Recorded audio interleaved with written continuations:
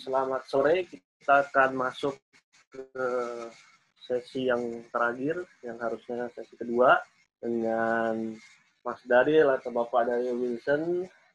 Beliau adalah Ketua Ainaci saat ini, lalu beliau juga CEO dan founder dari Kumata Studio yang sudah berpengalaman menghasilkan banyak animasi, baik service maupun IP-nya sendiri, dan ada pengalaman juga di berbagai internasional festival. Jadi ini Mas Darilnya belum muncul ya?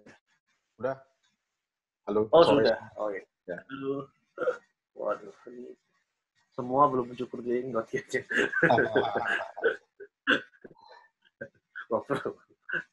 Oke, Mas Daryl adalah lulusan DKV yang kemudian masuk ke industri animasinya sejak 2004 ya Mas? 2003 sebagai junior animator, dan pada tahun 2004 sampai sekarang beliau ada di Kumata. Pernah mendapatkan berbagai penghargaan, banyaklah internasional maupun nasional, Asia, Eropa, dan segala macam nominate yang beliau pernah dapat ya. Mungkin langsung aja Tante, kayaknya jadwalnya harusnya sudah start ya. Oke. Silakan. Thank you Mas Sony untuk pengenalannya. Selamat sore semua teman-teman yang udah join gitu untuk ikutin sesi-sesinya dari tadi pagi ya. Mohon maaf, pertama mungkin tadi harusnya saya sesi 2, tapi ternyata ada petir yang nggak bisa saya lawat, nyamber dekat rumah dan mati lampu semua komplek gitu ya. Jadi tadi syukur bisa nyala lagi. Nah, mungkin juga semoga semua juga di rumah sehat selalu gitu ya di masa pandemi ini gitu, sebelum kita mulai ke sesi saya. Nah, mungkin saya langsung share aja screen.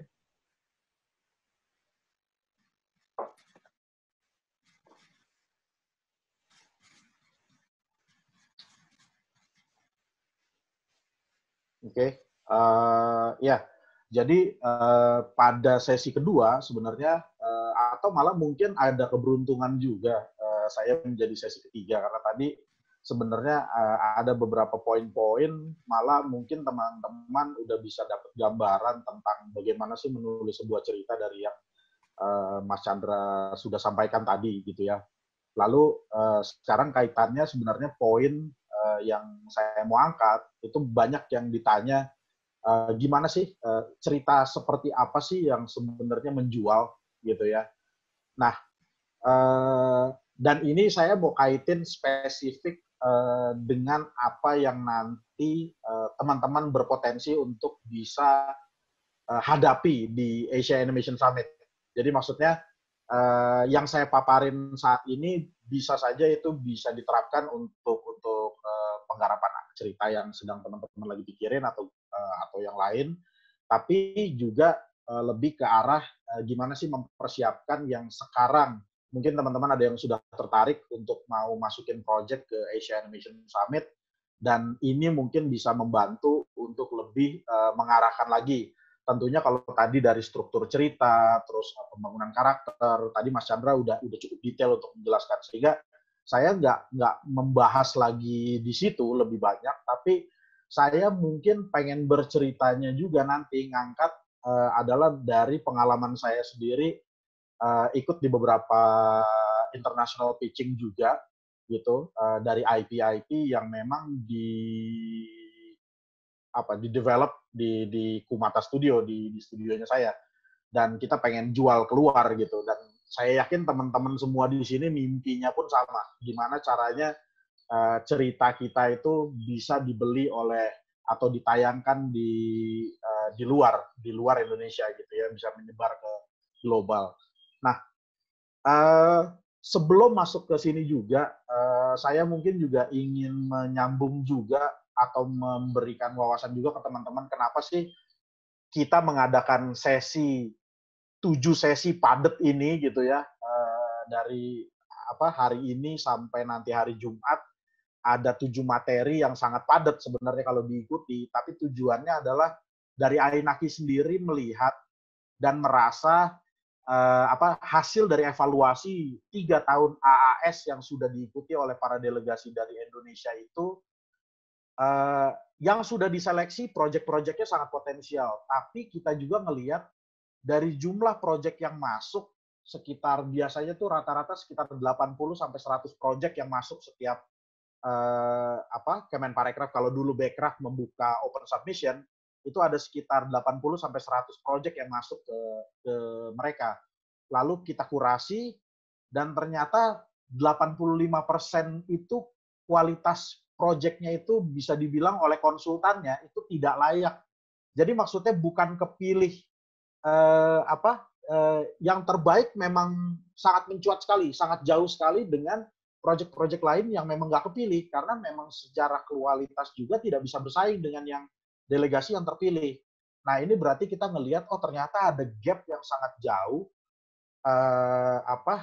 mungkin masalah pengalaman, mungkin masalah insight, mungkin masalah ya pengetahuan aja tentang apa sih yang sebenarnya yang dicari di project-project seperti apa sih yang dicari di Asia Animation Summit ini. Nah, makanya ini jadi penting banget buat Ainaki, kenapa kita nge-push Kemenparekraf sekarang gitu. Sebenarnya udah mulai dari awal tahun, tapi karena awal tahun masih ada transisi, lalu juga COVID muncul gitu ya, pandemi ini muncul, tapi acara AAS tepat terus akan sesuai dengan rencananya. Makanya kita coba pengen melakukan pembekalan awal dulu ke teman-teman supaya bisa mendapatkan pengetahuan penuh terhadap AAS sendiri itu seperti apa.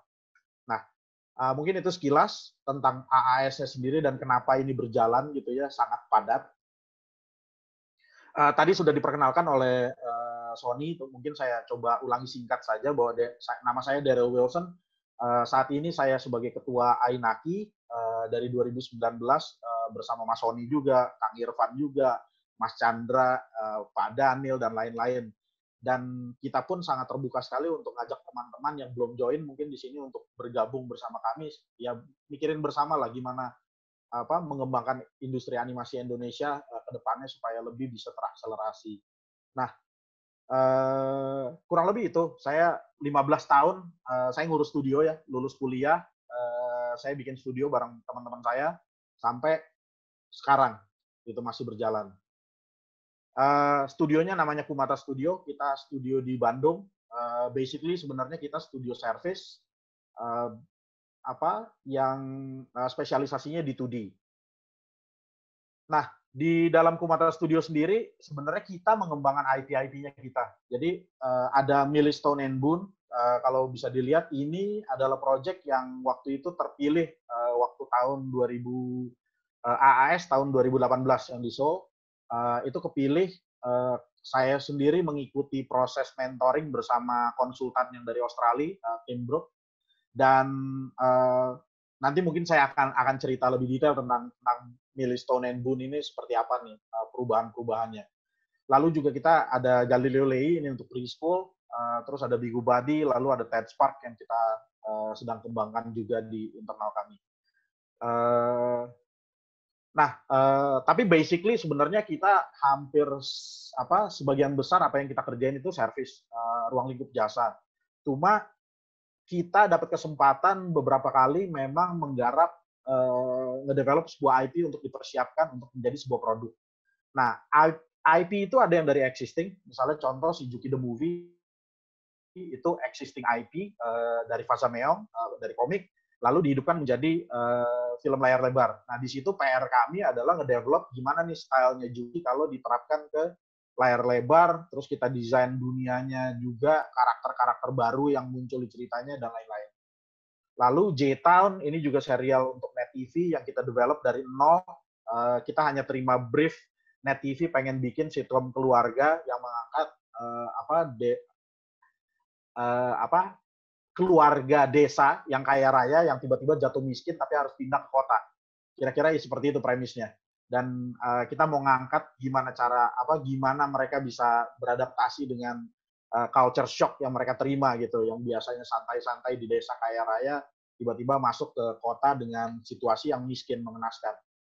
Nah, terus juga kita juga ikut terlibat waktu itu penggarapan praproduksi desain redesign unyil dari boneka menjadi konsep 3D-nya. Jadi kita nggak sampai ke 3D-nya, tapi kita develop sampai konsep desainnya aja. Nah, lalu yang sekarang kita lagi berjalan adalah Warkop. Itu ada short animation-nya yang kita develop. Jadi kita coba hidupkan lagi Warkop DKI gitu ya dalam versi kartun. Lalu juga kita lagi menggarap si Juki the Movie yang kedua untuk berikutnya. Dan semoga jadwalnya kalau masih sama, ya ini di dalam tahun ini kita selesaikan dua-duanya. Nah, mungkin tadi sempat dari Mas Chandra sempat menjelaskan bahwa apa sih yang ada di dalam sebuah cerita gitu ya. Di situ ada karakter, terus ada settingnya bagaimana, ada protagonisnya, antagonisnya, terus udah gitu gimana cara mengemas bahwa si protagonis ini ada goal, nanti yang dihambat, bla bla bla segala macam sampai akhirnya cerita itu menjadi sebuah cerita yang seru gitu. Nah, tapi gimana sih kalau misalnya kita punya ide nih gitu ya, terus udah gitu kita pengen ini idenya bisa kejual gitu. Nah, ada yang menarik sebenarnya dari pengalaman saya sendiri. Nah, nanti pengalaman yang saya pengen ceritain sebenarnya pengalaman sukses, tapi sebenarnya pengen nyeritain pengalaman kegagalan mungkin ya, gitu supaya ini bisa menjadi pelajaran dari teman-teman, jangan niru apa yang saya udah lakukan gitu. Jadi kalau bisa malah menghindari apa yang sudah saya lakukan dan ternyata memang ada sesuatu lagi yang emang harus dipersiapkan gitu, bukan hanya ide aja gitu. Nah, kita coba lihat dan ini ada satu saya baca sebuah artikel di Newsweek newsletternya di komunitas animasi ya, di industri animasi. Di sini sebenarnya sederhana gitu ya. Everybody is buying. You just have to sell them what they are looking for. Gitu kan. Nah, kalau baca kalimat ini, langsung muka saya begini. Nyeh, gitu ya. Ya iyalah, gitu. Maksudnya bayangin aja. Ya semuanya orang mau beli, gitu. Cuma mereka mau beli yang mereka mau cari. Gitu, yang lagi mereka cari. Ya iyalah, gitu kan.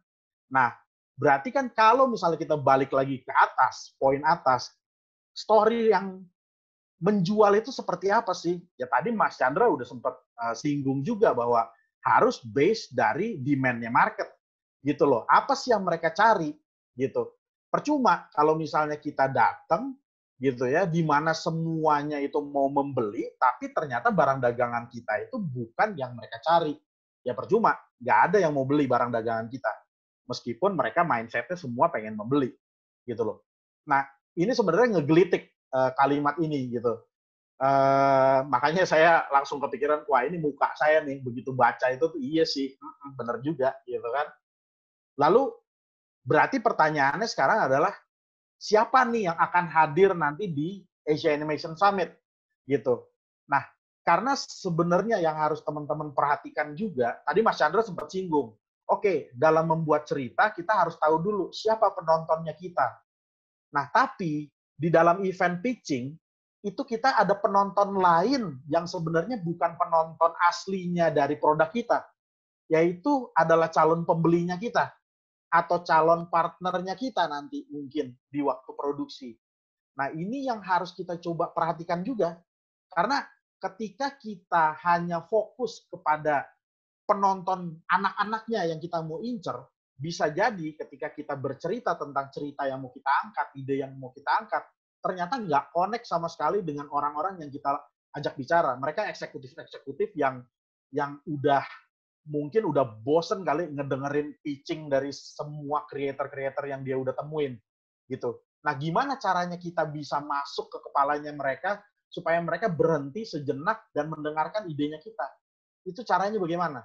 Nah, ini saya pengen coba gali lebih dalam gitu dari pengalaman yang saya alami nih gitu. Nah, tadi saya buka siapa aja sih yang akan hadir dan waktu itu sempat kalau teman-teman pernah ikut yang sesi awal ketika ada Kim Dalton dari chairman-nya Asia Animation Summit menjelaskan siapa aja sih yang bakal datang ke sana gitu. Dan ternyata memang pentolan-pentolan kasarnya gitu ya, para pemegang keputusan yang akan datang ke sana yang kaitannya memang dengan konten anak. Nah, buat semua, catatannya yang paling penting adalah ketika mau mensubmit project untuk Asia Animation Summit, Asia Animation Summit itu hanya khusus untuk mencari konten anak.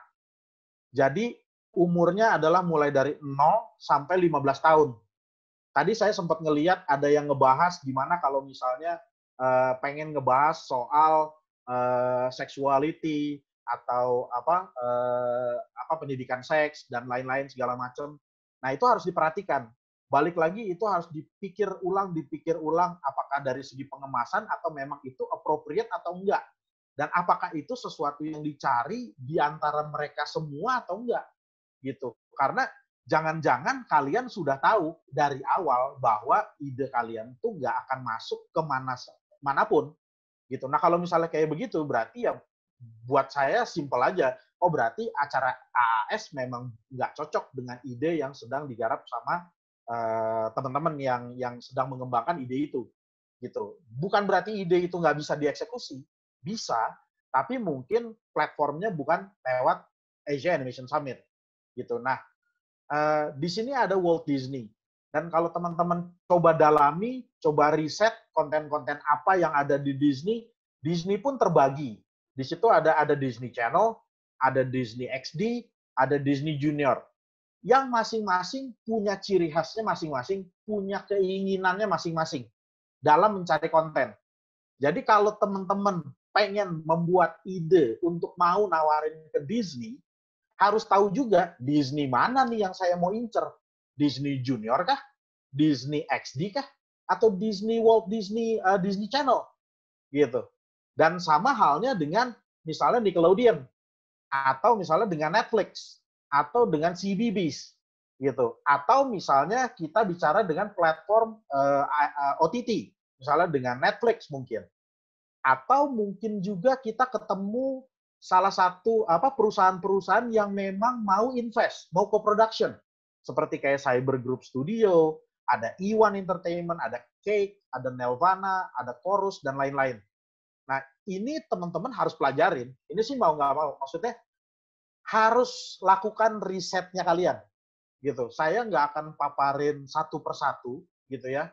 Tapi dengan sederhana, tonton, lihat line up TV show yang muncul di saat ini, gitu ya. Lalu cari berita-berita apa yang mereka sedang garap, karena mungkin bisa jadi yang mereka sedang garap sekarang, itu berarti baru jadi mungkin tahun depan atau 2 tahun lagi mungkin gitu. Nah, itu harus dilihat juga karena bisa jadi teman-teman merasa kalau misalnya udah melihat nih websitenya saat ini ngerasa oh ini belum ada nih gitu.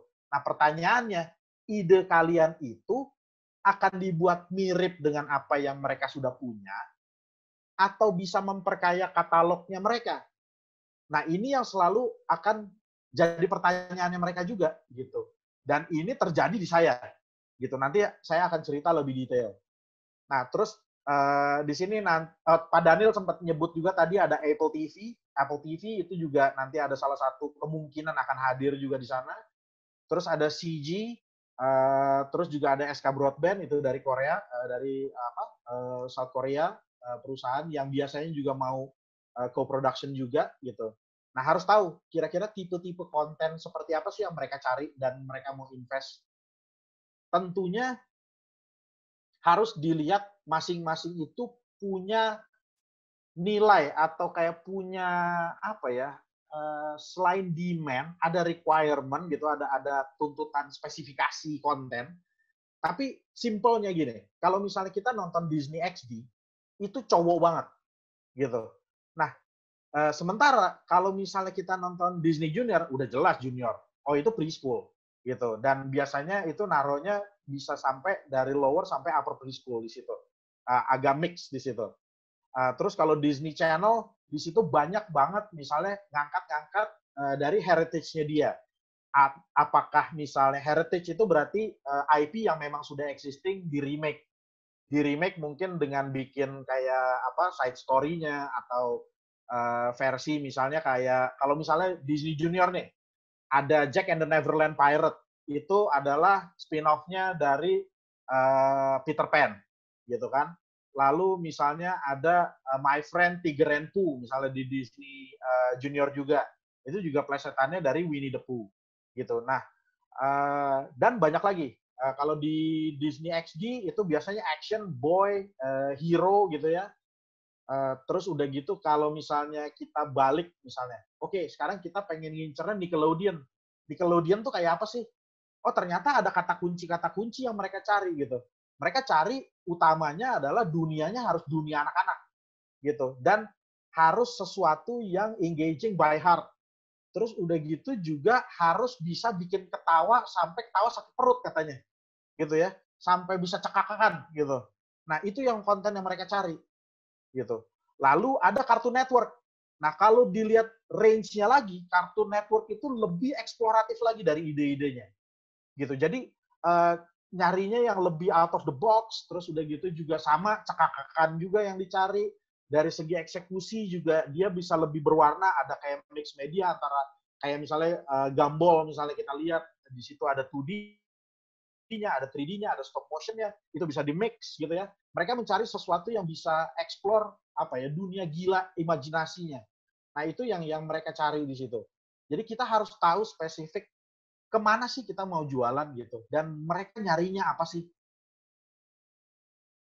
Nah, ini beberapa katalog dari apa yang sekarang lagi tayang di mereka.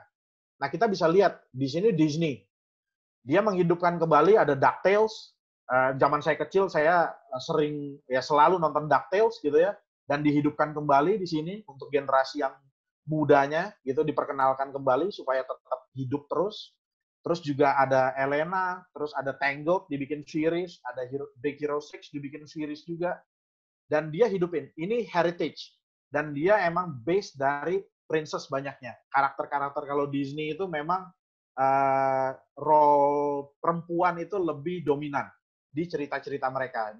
Perempuan itu dia angkat menjadi sesuatu yang memang keluar dari stereotip perempuan yang biasa ada gitu, yang lemah, yang butuh ditolong dan lain-lain. Disney selalu mengangkat perempuan yang independen, yang pede, percaya diri, bisa mimpin dan lain-lain. Nah, ini yang dicari. Dan kalau misalnya Anda punya cerita yang kira-kira karakternya perempuan, misalnya ngangkat dari cerita lokal mungkin, tadi Mas Chandra sempat bilang, gimana caranya cerita lokal tapi bisa ditonton secara global gitu. Nah, ini juga sama, maksudnya potensi. Gimana caranya ada mungkin figur atau karakter dari cerita-cerita yang sudah ada di Indonesia gitu, yang kita angkat, tapi bisa kita kemas secara internasional dan itu bisa menjadi sebuah princess-nya figur wanita kuatnya dari Indonesia gitu untuk menjadi serial animasi. Bahkan ini mungkin bisa jadi itu adalah salah satu yang akan menjadi daya tarik buat Disney. Nah, terus kita lihat di bagian bawah ini adalah Disney Junior. Dan di sini juga kita lihat bahwa karakter-karakter perempuan juga cukup mendominasi. Maksudnya ada Sheriff Callis, terus ada Sophia the First, ada Vampirina, ada Doc McStuffin, dan lain-lain. Jadi ini pilihan-pilihan keragaman yang ada di Disney. Dan tadi saya sempat sebut ada Jack and Neverland Pirate, ini plesetannya dari Peter Pan, yang memang IP Disney. Gitu. Nah, kalau misalnya teman-teman ternyata paling simpelnya mungkin punya ide tentang plesetannya IP Disney lain gitu ya yang ingin diangkat menjadi sebuah cerita serial bisa aja. Cuma mungkin nanti IP-nya itu bukan milik kalian. Tapi kalian bisa jadi menawarkan bisa aja untuk memproduksinya atau menjadi tim praproduksinya dan lain-lain. Itu bisa sesuatu yang memungkinkan untuk ditawarkan. Nah, berikut saya ngangkat di sini adalah Nickelodeon. Di Nickelodeon ada acara-acara yang kita bisa lihat tampilannya lebih apa ya? Bisa dibilang kalau saya ngelihat sekilas di sini lebih komedikal, tapi lebih boys. Rasanya tuh lebih boys, lebih laki-laki, anak laki-laki yang nonton. Gitu ya, kita ada Teenage Mutant Ninja Turtle dihidupin lagi gitu. Terus udah gitu kekonyolannya ada Pig Goat Banana Cricket kalau nggak salah judulnya gitu. Terus ada si Angry Beaver, ada Very Odd Parent dan lain-lain yang ceritanya gokil-gokil, gag, komedi dan lain-lain gitu. Kalau Teenage Mutant Ninja Turtle itu semua anak cowok pasti suka gitu, pengen jadi mereka gitu kan. Jadi sementara kalau misalnya Zim, Invader Zim gitu kan, itu gilanya alien segala macam, si alien bodoh inilah gitu dengan si petnya yang apa antara pemalas atau apa gitu, nggak jelas gitu kan. Ini sangat cocok untuk penonton laki-laki gitu. Nah, kita bisa lihat ternyata di Nickelodeon juga tipe-tipe acaranya tuh ternyata ngarahnya ke acara-acara yang memang banyaknya memang ke komedi. Kayak Teenage Mutant Ninja Turtle pun kalau kita nonton yang dulu, serial yang tahun 80-an dibuat itu banyak bisa dibilang ada nendang, ada samurai, apalah segala macam. Di Teenage Mutant Ninja Turtle yang ini itu lebih diturunin tapi komedi sense-nya lebih dinaikin di ceritanya gitu, karena tadi ngejaga supaya ada sesuatu yang mereka benar-benar concern sekarang, gimana caranya anak-anak itu tidak meniru gitu loh. Tapi juga kan kalau misalnya as a hero story gitu ya, ada adventure hero story ini yang nggak seru juga kalau misalnya hero-nya misalnya nggak pernah berkelahi dengan penjahatnya tentunya. Nah, tinggal bagaimana nih kreatifnya kita untuk bisa tetap mengemas itu atau mengangkat itu gitu dan membuat itu menjadi aman. Nah, itu sebenarnya yang akan menjadi concern juga untuk para pencari konten tadi gitu. Nah, berikutnya lagi ke Cartoon Network. Kita bisa lihat lebih variatif lagi, lebih gila lagi gitu ya. Yang paling dimencak-mencak tahun ini adalah, bukan tahun ini sih sebenarnya, kayak waktu tahun lalu kalau nggak salah udah dimencak-mencak, Thundercats Roar. Itu kayak nyakit hati kepada para pencinta Thundercats jadul gitu ya, termasuk saya. Saya nonton Thundercats yang keren setengah mati, tiba-tiba dibikin lucu, style visualnya, animasinya juga lebih kayak ke arah gabungan antara kayak Adventure Time iya, Gravity Falls iya gitu ya, Steven Universe iya gitu. Jadi kayak komedinya malah yang diangkat juga di cerita-cerita mereka sekarang. Nah, ini juga pasti karena ada alasannya gitu. Karena mereka juga pasti mulai concern terhadap ini acara nanti yang nonton adalah anak-anak gitu. Dan segila-gilanya Cartoon Network dulu gitu, tetap pasti mereka akan memikirkan kembali ketika market penonton aslinya mereka itu ada tuntutan atau ada persyaratan yang muncul gitu. Karena ya tadi Mas Chandra juga sudah sebutkan bahwa di Eropa, di Amerika concern terkait hal-hal yang kekerasan, contoh-contoh yang tidak baik itu benar-benar sangat diperhatikan. Misalnya contoh kayak misalnya ngangkat sebuah karakter perempuan lemah gitu yang selalu lemah, minta tolong, wah ini itu bisa jadi dapat kritikan yang cukup tajam dari penontonnya sendiri gitu. Sehingga para station ini mulai memperhatikan dan akhirnya harus melakukan penyesuaian terhadap konten apa yang mereka tayangkan. Dan kita pun sebagai creator ya harus bisa memperhatikan itu ketika kita mau masuk ke industrinya. Apalagi kalau misalnya kita mau pergi masuk ke industri global gitu. Karena semakin memang jadinya banyak pagar-pagernya. Tapi buat saya sebagai orang kreatif, saya yakin teman-teman semua di sini ya kreativitas itu butuh pagar. Semakin banyak pagar-pagarnya berarti kita dituntut semakin kreatif lagi. Gimana caranya kita mikirin cara yang smart untuk bisa mengeksekusi atau mendeliver cerita atau karakter yang kita inginkan. Gitu. Nah, ini sebenarnya adalah tantangannya nih. Dan jujur, secara pribadi, saya tetap seneng sih sebenarnya dengan animasi-animasi lama, Tom and Jerry lama, Pink Panther yang lama, dan lain-lain ya. Gitu. Dan secara pribadi kalau ditanya lagi, saya sih nggak setuju dengan itu. Tapi mau gimana? Itu adalah tuntutan dari dunia industrinya. Sehingga mau gimana nih sekarang? Kita mau jual produk kita laku atau enggak? Atau memang pergunakan platform, ya tadi, apakah misalnya ke OTT kah yang lebih berani untuk menampilkan konten-konten yang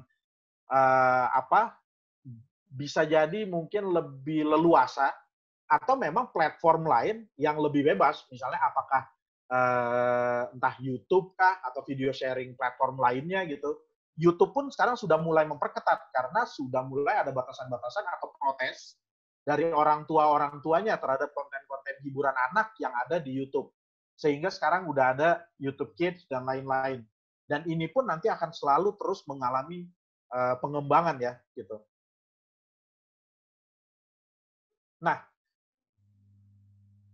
oleh karena itu tadi, gimana caranya ketika kita mau menjual ide kita? Nah, ketika kita mau menjual ide kita, yang jelas dalam sebuah cerita itu kita pasti harus mikir dulu tadi, genrenya apa? Dan kemana, umur berapa yang kita mau sasar. Tadi Mas Chandra sudah bikinkan bagannya, gitu, bahwa ternyata ada preschool yang di bawah, ada upper preschool, terus ada 6 sampai 8 tahun, ada 8 sampai 10 tahun, 10 sampai 15 tahun. Gitu. Nah, itu kita mau incar kemana? Dan secara genre kita mau masuknya apa? Apakah komedi, non-dialog komedi, adventure, sci-fi, apapun. Tapi itu kita harus tentukan. Gitu. Sehingga kita ketika nanti menggarap idenya, akan lebih spesifik. Karena tadi, balik lagi, kita harus bikin batasan-batasan ketika kita mau menggarap sebuah ide. Lalu formatnya. Nah, kita bisa lihat bahwa kita konten-konten yang sekarang ada di beda-beda platform juga ternyata beda-beda format. Kita ngelihat sekarang bahwa ada non-dialog. Saya bisa ngelihat mungkin di 4 tahun terakhir ya, non-dialog komedi itu menjadi pilihan semua creator. Karena alasannya adalah pertama itu pendek-pendek gitu ya. Jadi secara produksi bisa jadi nabungnya itu bisa lebih cepat gitu kalau misalnya dia produksi sendiri. Atau yang kedua sebenarnya bisa travel kemana-mana karena nggak perlu didubbing. Karena memang itu non-dialog, hanya slapstick visual aja. Sehingga dia bisa kemana-mana dengan mudah, bisa jualan ke region lain dan lain-lain, nggak perlu di-translate. Itu yang kedua. Terus udah gitu, yang ketiga adalah sebenarnya siapa sih yang nggak suka komedi? Siapa sih yang nggak suka slapstick joke gitu kan? Buat anak-anak ya. Sehingga kalau mau mencari format yang paling aman di dunia anak-anak, di dunia konten anak-anak, itu sebenarnya di 3 atau 5 tahun terakhir ini ada 2 genre sebenarnya yang paling aman. Satu adalah preschool, satu lagi adalah non-dialog comedy. Nah, tapi sekarang kita ngelihat ada perkembangan lain di dunia digital platform. Kita sekarang melihat ada Netflix yang menawarkan munculnya kembali format-format penceritaan yang lama dan bersambung. Kayak misalnya contoh ada Dragon Prince, terus ada Trolls Hunter, yang kalau dulu kita nonton beberapa tahun terakhir kalau kita nonton tuh kebanyakan animasi dibikinnya pendek-pendek, terus nggak bersambung. Tujuannya adalah supaya kita nonton nggak perlu ngikutin karena beda seperti pola nontonnya saya waktu kecil dulu gitu. Waktu saya kecil dulu, waktu zaman TVRI sama RCTI doang yang ada, itu kita nungguin tiap minggu gitu kan. Misalnya mau nonton dulu Doraemon, ya udah emang nonton Doraemon tiap hari Minggu gitu jam 8 pagi. Minggu depan ada lagi gitu kan. Sehingga kita nunggu-nunggu tuh, atau ada Senseiya dulu saya nonton Senseiya, saya tunggu-tunggu itu gitu. Nah, tapi semakin sekarang dengan kemudahan gadget digital apa segala macam, orang mencari konten-konten yang lebih pendek, lebih singkat, cuma nyari gag, cuma nyari hiburan sesaat. Akhirnya perubahan di konten di segmen masuk ke dalam industri secara besarnya. Jadi mulai mencari format-format yang lebih pendek, kalau bisa 7 menit atau 5 menit. Dan balik lagi, ini tergantung dengan tipe cerita yang kita mau angkat. Cerita ini cocok tidak diceritakan, bukan berarti itu dituntut. Tadi saya lihat ada pertanyaan, berarti kalau 60 menit kita harus bikin 10 episode dong gitu. Enggak. Jadi maksudnya formatnya itu minimum durasi yang kita hasilkan buat project yang masuk ke Asia Animation Summit, totalnya itu akan diproduksi sebanyak lebih dari 60 menit. Masalah itu nanti kita mau bikin film panjang atau kita mau bikin series juga misalnya yang mau formatnya setengah jam kah, atau mau 7 menit kah, atau mau 11 menit kah, atau mau non-dialog comedy yang misalnya cuma kayak Larva, misalnya ada yang 2 menit, ada yang 1 menit misalnya, tapi ratusan episode, bisa aja. Silakan sekali gitu. Cuma nanti akan berpengaruh kepada persyaratannya. Nah, persyaratannya itu kan teman-teman pada submission awal itu harus memberikan storyline sama script. Nah, bayangin sekarang kalau misalnya teman-teman milih format yang, slapstick komedi cuma 2 menit atau 1 menit. Berarti kan kalau dikonversi jadi naskah, berarti kan cuma ngumpulin, ya anggaplah mungkin cuma 6 sampai 10 halaman lah, itu udah cukup tuh untuk keseluruhan gitu. Karena emang satu halaman naskah itu biasanya untuk eksekusi, untuk produksi itu menjadi 1 menit episode animasi gitu. Nah, rata-rata ya gitu. Jadi hitungannya simpel aja, 1 halaman naskah itu sama dengan 1 menit animasi. Jadi kalau teman-teman bikin format 2 menit, lalu pengen bikin 6 episode, berarti kan cuma 12 menit, 12 halaman berarti yang harus dikumpulin. Ya nggak begitu. Harus lebih banyak gitu. Karena nanti tim konsultan, tim Brookman dalam hal ini gitu ya, sama tim kurasi dari dari Kemenparekraf, itu akan melihat kalau misalnya teman-teman memang tahu cerita yang mau dibikin, di situ juga kelihatan apakah teman-teman ketika ditantang untuk bikin 6 cerita itu kesulitan atau tidak. Nah, kalau misalnya kelihatan kesulitan, jangan dibikin 6. Maksudnya nanti kalau suruh dibikin full season, jangan-jangan nanti episode ke-7 bingung ceritanya mau apa. Nah, ini biasanya balik lagi ke penentuan genre, age group, format yang salah di awal. Lalu kedua, ketika pengembangan cerita, waktu kita bikin premis mungkin nggak cukup kuat. Ketika bikin karakter, kita juga nggak cukup kuat. Sehingga ketika kita masuk ke dalam episode di mana karakter yang menggerakkan cerita, kita bingung, ini karakter nanti ngapain lagi ya? Gitu. Karena kita nggak cukup kuat mendalami karakternya, atau kita nggak memberikan sebuah goal konkret kepada karakter yang kita bikin. Gitu. Biasanya kita kalau misalnya ngawang-ngawang karena kebiasaan di kita mungkin ya, kalau misalnya bikin perusahaan atau bikin apapun itu gitu, biasa kita ngawang-ngawang tuh di misi visi tuh gitu, mensejahterakan rakyat misalnya gitu kan. Wah, kayaknya kedengarannya sempurna. Tapi itu bukan sesuatu yang bisa dipegang. Nah, ketika ada sesuatu yang nggak bisa dipegang, biasanya kita akan menemukan kesulitan tuh nanti pada waktu kita mengembangkan ke dalam cerita. Nah, goal sebuah karakter juga jadi penting, dan Mas Chandra sebenarnya tadi harusnya sudah membahas itu lebih dalam tuh. Gitu. Saya nggak mau masuk terlalu detail terkait itu. Nah, tadi juga sempat disebut oleh Mas Chandra gitu, dan ini saya udah mau masuk ke mulai dengan pengalamannya saya nih, gitu kan. Jadi ketika saya sadar waktu dulu saya mau masuk ke industri internasional, kasarnya mau ke dunia luar gitu ya, mau jualan serial ke luar gitu, saya tahu, wah saya mesti melakukan riset. Jadi akhirnya saya udah melakukan riset tuh. Saya udah riset Cartoon Network kayak apa, saya udah riset Nickelodeon kayak apa, saya udah riset Disney kayak apa. Terus, oke, dapat kesimpulan. Oke, saya mau ngedevelop 2 IP waktu itu di tahun 2012 waktu itu. Saya mau menggarap sebuah IP dari Kumata yang saya mau jual ke market internasional. Dari segi logline saya udah jelas, gitu kan. Saya udah pikirin matang-matang bareng tim, karakter juga, wah ini udah matang banget, gitu kan. Settingnya juga, waktunya juga, formatnya juga, genrenya juga. Istilahnya nanti kalau teman-teman nanti di sesi yang hari Jumat nanti saya ngebahas pitch Bible-nya juga, wah udah keren banget lah gitu menurut dari saya nih gitu, dari hasil riset. Kira-kira kalau misalnya mau menjual cerita kepada market luar kayak apa, perlu apa aja sih, itu sepertinya persyaratan itu tuh udah dipenuhi semuanya. Wah, saya PD-nya minta ampun gitu kan. Jadi saya berangkatlah ke event internasional ceritanya. Salah satunya juga Asia Animation Summit gitu. Nah, lalu pertanyaannya kan tadi, bisa nggak kejual? Gitu kan. Wah, saya tadi pede, saya berangkat. Saya pede banget karena semua itu saya udah checklist. Mulai dari genre udah gitu kan, dari target market udah jelas. Dari tadi apa target market, genre, format udah jelas juga.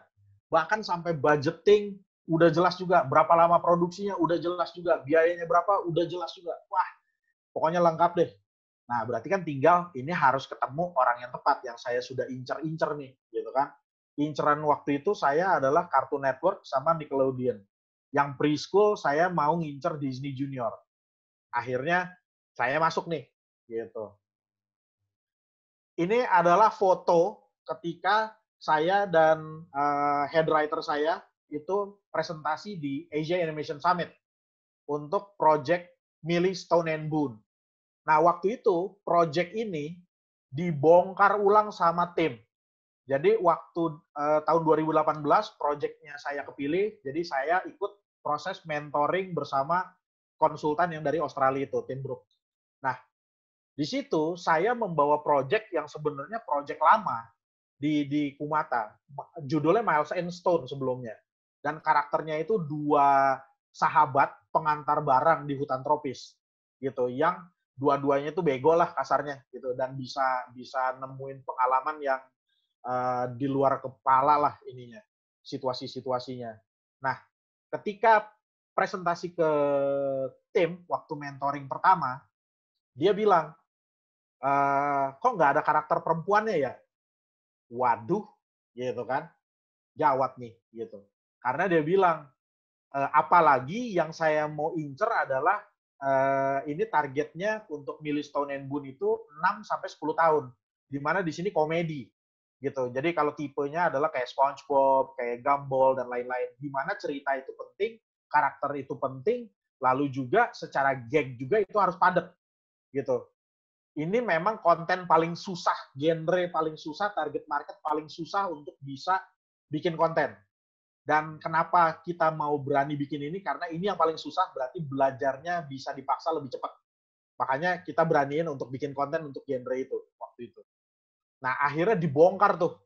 Selama mentoring, itu kayaknya kita yang nge-redesign ulang karakter, kita bahkan nama projectnya jadi rubah, kita nge-redesign karakter-karakter yang sudah kita desain, terus kita rubah dunia dunia tempat mereka tinggal, kantornya, segala macam, itu kita detailin lagi, segala macam. Dan ternyata banyak banget yang harus dihilangkan dari materi presentasi yang sebelumnya saya sudah siapkan tuh, yang sudah saya checklist. Yang saya rasa, wah ini lengkap banget nih, gitu sampai karakter pendukung aja saya desain, saya bikin deskripsinya, list episode lengkap, ada 26 episode storyline yang saya udah lengkapin segala macam. Ternyata tim bilang enggak, cukup 6 aja kok gitu. Cukup 6 storyline aja yang bakal nanti di present gitu. Itu hanya untuk menggambarkan apa yang nanti ditawarkan, adventure komedi apa yang ditawarkan di dunianya Millie Stone and Boone ini gitu kan. Oke, akhirnya kita nurut. Wah, makin pede dong gitu. Maksudnya ketika di awal aja saya udah pede dengan checklist lengkap, udah gitu udah ngelewatin mentoring nih. Wah, makin pede lagi gitu. Karena udah makin digodok berarti nih produknya gitu kan. Ya udah kita presentasi. Ketika presentasi responnya pun positif. Dan kita lumayan masuk tersebut bahwa ternyata ya termasuk delegasi-delegasi yang waktu itu berangkat juga bahwa salah satu delegasi-delegasi dari Indonesia membawa proyek-proyek yang potensial dan bisa mengangkat unsur-unsur lokal dari daerahnya. Di Millie Stone and Boone kita ngangkat soal hutan tropis.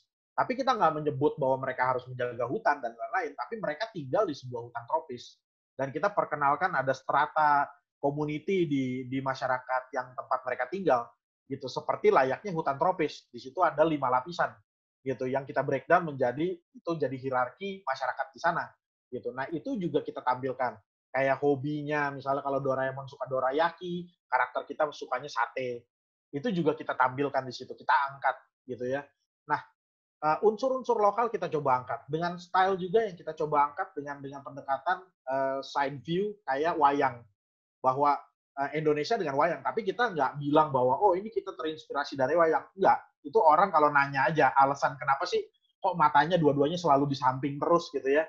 Ya karena kita ngikutin wayang wayang kulit gitu. Nah, akhirnya kita presentasi, dapat respon positif, kita sempat meeting dengan Southeast Asia Disney, kita meeting sama Netflix, kita meeting juga sama Cyber Group juga, gitu ya.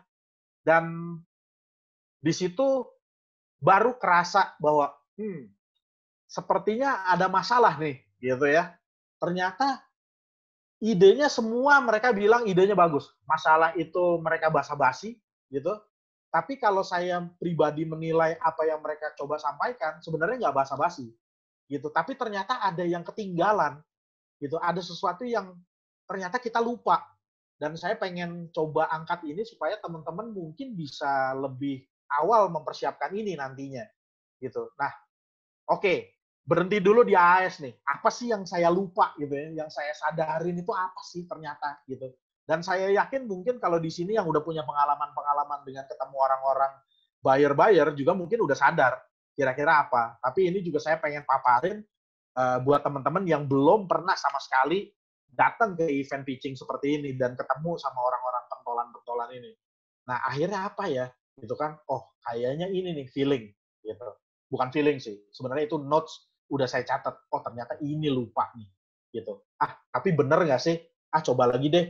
Nah, kebetulan pada tahun 2018 setelah pulang dari AAS, salah satu project yang kita develop juga si Galileo Lei itu kepilih untuk di pitching forum juga di ATF, Asia Television Forum di Singapura, gitu. Jadi kita terpilih 5 project terbaik dari sekian banyak project yang masuk.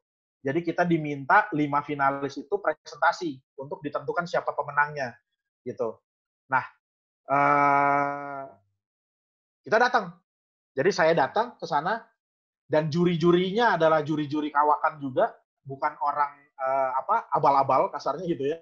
Jurinya juga Leslie, waktu itu masih di Southeast Asia Disney.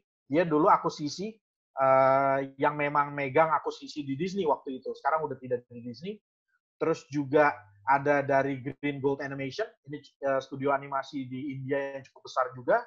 Lalu ada Yosia, ini dia waktu itu udah di Netflix. Dulunya pernah di Cartoon Network. Saya udah pernah ketemu Yosia beberapa tahun sebelum di ATF yang ini. Nah, acara ATF ini ya presentasi tadi. Ini semacam pitching lagi, mirip kayak Asia Animation Summit tadi. Nah, di mana kita presentasi. Tapi hanya ada 5 finalis yang presentasi. Dan 5 finalis ini ada 2 project yang sebenarnya waktu sebelum saya presentasi, itu kan kita latihan dulu malam-malam. Jadi ini acara presentasinya nih pagi-pagi. Gitu. Jadi sehari sebelum, malam-malam, kita latihan screen untuk ngelihat materi presentasi kita kayak apa, dan saya berarti bisa melihat apa yang mau dipresentasiin sama 4 finalis yang lain. Sehingga saya tahu, anjir keren-keren, gitu kan. Dari eksekusinya, dari idenya, gitu. Dan saya yakin banget nih ada satu yang waktu itu dari Irlandia kalau nggak salah. Dari Irlandia, itu eksekusinya, edan lah, gitu. Keren banget, gitu kan. Dan orangnya juga udah kawakan, maksudnya udah senior juga. Jadi dia sebenarnya seperti udah tahu apa yang dia mau bikin, apa yang dia mau tawarin. Dia udah tahu luar dalam. Wah, itu ke saya keringet dingin. Saya keringet dingin dan dari malam itu kayak aduh, pasti ini dia yang menang. Jadi gimana nih ya supaya bisa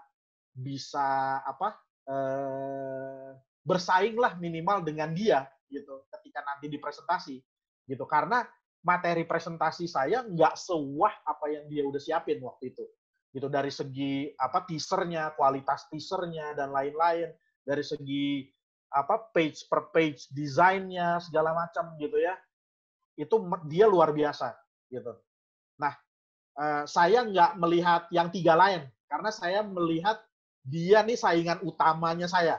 Jadi kalau saya bisa cari sudut lain untuk bisa mempresentasikan ide saya, si Galileo Lei ini, saya bisa kalahin dia. Tapi kalau yang lain, saya waktu itu nggak tahu kenapa saya mikirnya yang lain sepertinya sih saya yakinlah Galileo Galilei lebih baik dari yang lain gitu. Tapi saya nggak bisa ngalahin yang Irlandia ini. Nah, akhirnya hari pagi pun tiba, di mana kita presentasi. Jadi saya presentasi, simple banget ininya, dan kita waktu ngegarap Galileo Galilei yang versi 3D ini hasil co-production sama Money Monkey Studio, Yuda gitu ya. Karena awalnya ini produk 2012 yang kita hidupkan kembali gitu, dan kita bikin format 3D karena animasi dulu di Kumata kita bikinnya 2D gitu, dan kita ngerasa untuk preschool kayaknya lebih menarik nih kalau 3D nih gitu. Akhirnya kita konversi menjadi 3D dan kita presentasiin. Dan waktu itu saya ngeliat dan mendapatkan insight dari apa yang waktu itu Mas Wadid Aditya itu cerita tentang Cican. Jadi Cican itu waktu tahun 2017 berangkat ke Asia Animation Summit. Dan dia ke sana bisa dibilang nggak punya studio animasi, tapi dia punya Cican. Dia punya IP yang dia bikin, udah jadi buku, dan dia sebagai creator, sebagai orang kreatif di balik itu, ya dia bawa diri dia, gitu ya. Jadi waktu itu dari apa yang dia share ke kita, saya coba implementasiin. Karena Galileo Galilei ini sendiri sebenarnya idenya berangkat dari saya sama anak saya, gitu. Jadi, oh anak saya nih kalau waktu kecil suka nanya-nanya, tapi kadang terus saya mikir, kayaknya nggak semua orang tua itu bisa menjelaskan apa yang terjadi, atau gimana sesuatu itu bisa terjadi di sekitar kita. Misalnya matahari kok panas sinarnya, atau kenapa ada bayangan, kenapa ada pelangi, kenapa ada awan, kenapa pohon itu tumbuh, atau kenapa ulet menjadi kupu-kupu, dan lain-lain. Hal-hal yang sebenarnya terjadi di sekitar kita, tapi biasanya orang tua itu antara nggak tahu cara menjelaskan dengan baik kepada anak-anak, atau kedua juga mungkin nggak ada waktu, atau pedulilah gitu ya. Nah, akhirnya saya terinspirasi waktu itu harus ada konten preschool yang bisa mengajak anak-anak itu bereksperimen. Nah, dan waktu itu juga saya ngelihat anak saya tuh suka banget bereksperimen, dan di situ ngelihat ternyata dengan tangan-tangannya, dengan jemari-jemarinya, apa segala macam, di situ ada pembelajaran kognitif, terus juga di situ ada motorik halus, motorik kasar yang dia pelajarin, dan itu sangat mendukung sekali dengan proses yang emang dibutuhkan dalam pendidikan anak usia dini. Jadi, pengalaman saya sebagai bapak yang saya bawa ke panggung, gitu. Jadi, wah, ya udah, pokoknya gue ceritain apa adanya aja gitu kan, sampai netesin air mata gitu. Setiap cerita ini tuh pasti agak ya kayak sekarang aja gitu kan, menyentuh gitu. Nah, udah tuh, nggak banyak pertanyaan dari juri, nggak banyak masukan juga, bantahan dan lain-lain. Terus tiba saatnya gitu kan, wah diumumin siapa nih yang menang gitu. Nah ternyata ya memang Galileo Galilei yang terpilih gitu.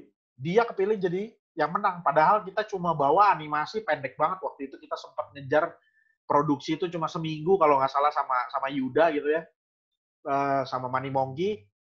Kita bikin animasi pendek banget gitu, tapi ternyata mereka suka, mereka connect gitu. Nah terus kita kepilih, dan alasan mereka milih karena mereka ngelihat semua koneksinya tadi. Emang ini adalah konten anak yang memang bisa relate dengan anak, dan yang dibutuhkan juga saat ini. Belum pernah ada yang bisa masuk ke hal sampai akhirnya nanti misalnya kalau nanti nonton bisa juga dipraktekkan di rumahnya gitu, dengan bereksperimen dengan benda-benda yang aman di sekitar rumahnya dan lain-lain. Akhirnya itu menjadi aktivitas family. Nah itu salah satu alasan kenapa Galileo Galilei itu jadi dipilih dan dia menang gitu ya. Nah, harapannya saya setelah menang harusnya ada yang mau beli dong, gitu kan? Ternyata enggak, gitu kan? Wah, kok bisa ya, gitu. Dan di sini mikir lagi, ini kok hal yang sama terjadi lagi ketika saya habis presentasi Miles and Stone, yang tadi milih Stone and Boone, orang bilang bagus, tapi ternyata ada yang kurang.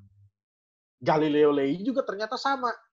Ketika saya dibilang bahkan menang, ketika saya mau tawarin, ternyata dibilang juga ada yang kurang. Waduh, gitu kan. Apa sih yang kurang? Nah,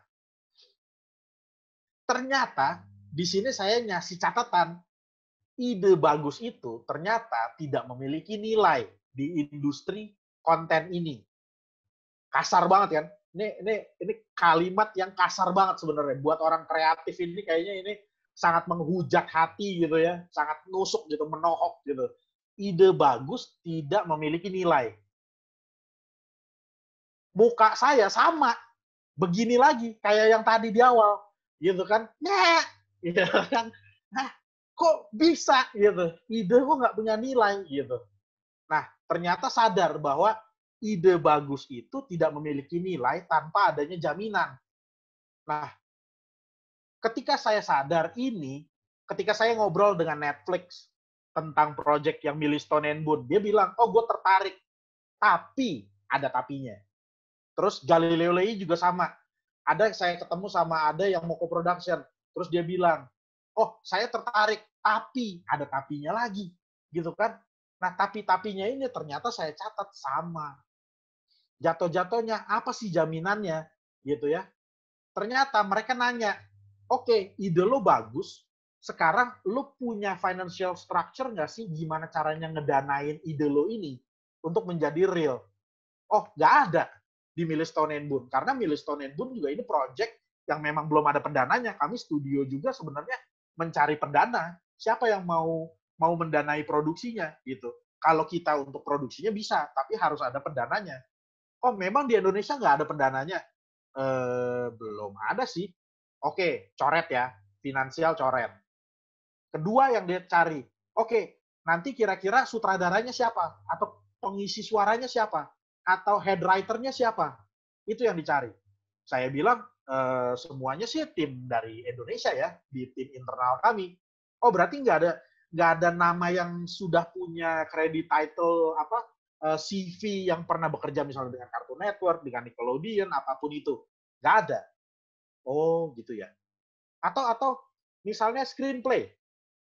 Kira-kira ada nggak? Nah, ada screenplay. Tapi ternyata nggak cukup kuat untuk mereka bisa mempertimbangkan. Karena balik lagi, kedua poin di atas itu menjadi dua poin pertimbangan yang penting gitu buat mereka. Apakah ada financial structure nggak di idenya kita gitu ya. Minimal kita sudah melengkapi atau mensenjatai IP-nya kita ketika kita mau menawarkan ide ke mereka, kita udah kepikiran bahwa oh gimana nih caranya kalau memang ada orang mau co-production dengan kita, di mana berarti kan kita berbagi modal. Misalnya co-production, ada yang tertarik. Oke, 50%, 50%. Kita membagi biaya produksi. Anggaplah misalnya biaya produksinya itu $1 juta. Berarti kan kita harus mikirin $500.000 dari mana?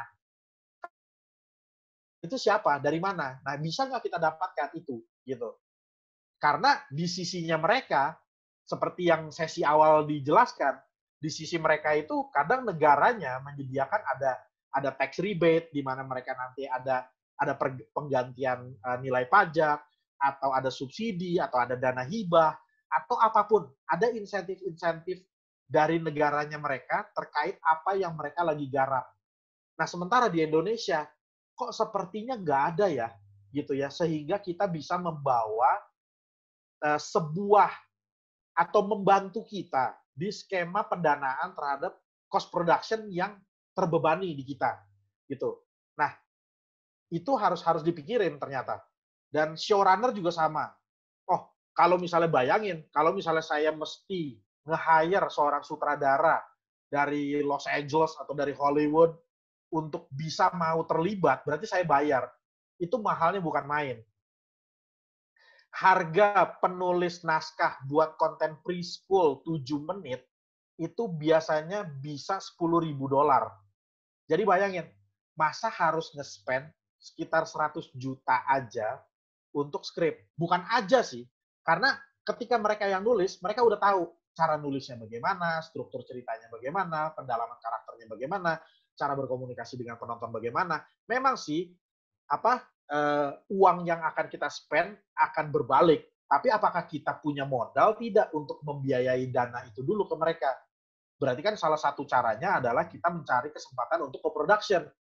Tapi balik lagi tantangannya, co-production, apakah kita bisa nggak mikirin sisi finansial dari sisi kitanya? Kalau ada studio yang mau co-production dengan orang-orang yang udah punya pengalaman di industrinya secara internasional. Nah, ini menjadi tantangan. Lalu yang terakhir sebenarnya, yang ini juga sesuatu yang dilihat nanti di Asia Animation Summit. Nah, ketika teman-teman nanti akan mempresentasikan idenya, diharapkan berarti kan teman-teman adalah kreatornya, yang punya ide awalnya. Dan dia akan melihat Anda gitu ya sebagai kreatornya. Kalau kalian waktu nyeritain idenya aja nggak semangat, terus A, I, U, E, O, atau nggak ngerti cara ngejelasin karakter utamanya gimana, goalnya seperti apa, hambatannya apa, nanti antagonisnya seperti apa, goal antagonis seperti apa misalnya, gitu. Ya, mereka juga akan jadi ragu. Ini bener nggak sih creator ini nanti mampu untuk punya passion, untuk punya keinginan atau kemampuan untuk terus haus dalam mengembangkan konten-kontennya nanti. Kalau misalnya ini baru pitching aja udah nggak semangat, gitu, udah bingung mau bikin apaan, gitu. Nah, ini yang sebenarnya jadi titik penting buat Anda semua juga. Dari sekarang tuh kayak diulang-ulang. Misalnya teman-teman sekarang lagi menggarap sebuah ide nih yang mau dimasukin ke Asia Animation Summit atau mau ditawarin ke seorang klien atau apapun itu. Itu sebelum ketemu klien, kalau bisa di kepala itu udah dilatih. Logline-nya seperti apa, karakter description seperti apa, itu diulang, diputar balik. Anggap kayak kita nanya, seakan-akan klien nanya ke kita, gitu ya, sehingga kita tahu luar dalam ide kita itu mau menceritakan apa, mau menyentuh emosi di bagian sisi mananya dari orang yang kita ajak bicara. Dan jangan salah, jangan sampai juga teman-teman ketika datang ke Asia Animation Summit, itu ketemu orang banyaknya bukan main. Tapi ternyata kita berusaha jualan ke orang yang juga berusaha jualan. Karena kita nggak tahu ternyata, ya itu nggak bakal ketemu. Gitu kan, maksudnya dia juga mau jualan IP-nya dia, kita juga mau jualan IP-nya kita. Nah, lebih baik lakukan PR kalian. Maksudnya riset. Biasanya nanti ketika mau masuk ke event Asia Animation Summit, kita dikasih list tamunya. Dan kita bisa lihat, oh Disney namanya dia, atau biasa ada fotonya gitu kan, kita bisa hafalin fotonya atau kita bikin kayak contekan di handphonenya kita, oh dia nih dari Netflix, oh ini dari Nickelodeon nih gitu. Sehingga kita tahu siapa sih para buyer-nya, siapa sih para pembelinya gitu. Jangan sampai salah. Udah capek-capek 15 menit atau 1 jam menjelaskan, ternyata dia sama-sama pengen jualan. Nggak efektif gitu. Dan buat gambaran lagi buat teman-teman, Asia Animation Summit itu acaranya padatnya bukan main. Ini mirip kayak sesi 3 harinya kita nanti sampai Jumat. Jadi acaranya itu mulai tank jam 8. Itu pitching pertama itu dimulai. Langsung pitching kedua, pitching ketiga, break coffee 15 menit, balik lagi pitching keempat, kelima, keenam, makan siang, langsung lanjut lagi, pitch lagi, habis itu break lagi, habis itu menuju makan malam, habis itu selesai. Dan setelah selesai pun, biasanya para tamu-tamu VIP sudah punya jadwal untuk ketemu dengan orang lain yang sudah nge-set meeting mungkin sebulan atau 2 bulan sebelum acaranya. Jadi ini teman-teman juga harus sadar gitu. Ternyata nggak cuma semudah di sana tinggal nawarin tangan, kenalan dong gitu ya. Mungkin kenalan bisa, tukar kartu nama bisa, tapi untuk minta waktu dia bicara untuk waktu 10 menit, 15 menit, itu susahnya minta ampun. Apalagi kita mau ngincer Disney Cartoon Network di mana itu inceran semua orang. Gitu. Kadang kita ngantri, orang belum selesai ngantri, udah mulai lagi acaranya. Akhirnya kita mesti duduk. Karena mereka yang eksekutif itu akan mendedicate waktunya mereka untuk nonton pitching-nya dari delegasi-delegasi yang udah kepilih, karena mereka udah nandain oh gue suka nih. Karena sebelum acara mereka udah dapat bocoran dari panitia Asia Animation Summit. Mereka udah nonton, udah lihat pitch Bible-nya, udah nonton teasernya, kalau ada teasernya, udah baca skripnya. Dan mereka udah nandain, oh gue mau nonton pitch-nya nomor 1, nomor 3, nomor 10, nomor segini. Dan di sisanya, itu mereka udah setting meeting. Jadi, memang PR-nya kita itu harus inisiatif tinggi. Kita dari sekarang tuh udah mulai kontak email, udah nge-setup janji, segala macam gitu ya. Bahkan materi pitching pun kalau bisa mereka udah nanya, kita udah kasih duluan. Sehingga nanti ketika ketemu di lapangan, itu udah omongan lebih dalam lagi. Gitu, udah lanjutan yang bukan lagi perkenalan. Gitu. Nah, ini juga yang harus disadari sama teman-teman di sini. Bahwa itu padatnya minta ampun. Saya pernah dulu waktu ke Cannes, waktu ke MIPCOM, itu juga hal yang sama. Saya datang ke booth, itu kayak nganggepnya itu kayak pameran di PRJ atau pameran di JACC, gitu ya. Kesannya tuh kayak bisa datang, masuk booth, permisi mau kenalan dong, gitu ya. Nggak bisa, ditolak. Gitu, ditolak. Kamu udah bikin janji belum? Belum. Dia langsung nunjukin tabel Excel yang udah di print out, dengan nama-nama janji yang setiap setengah jam itu udah keisi. Mulai dari jam 8 pagi sampai jam 10 malam. Nah, bayangin tuh itu. Dan itu dilakukan oleh eksekutifnya, oleh CEO-nya kadang. Kayak dulu saya ketemu sama Jim Henson Company gitu ya. Itu CEO-nya yang duduk di booth standby gitu. Dan kita mau ketemu dia, susahnya setengah mati. Padahal itu di depan mata kita, gitu. Tapi nggak diperbolehkan, gitu, karena dia udah punya janji dengan orang lain. Nah, mungkin sampai situ dulu. Saya pengen mungkin buka pertanyaan buat teman-teman yang ini, nanti baru mungkin nanti masuk ke eh, paparan yang lanjutannya.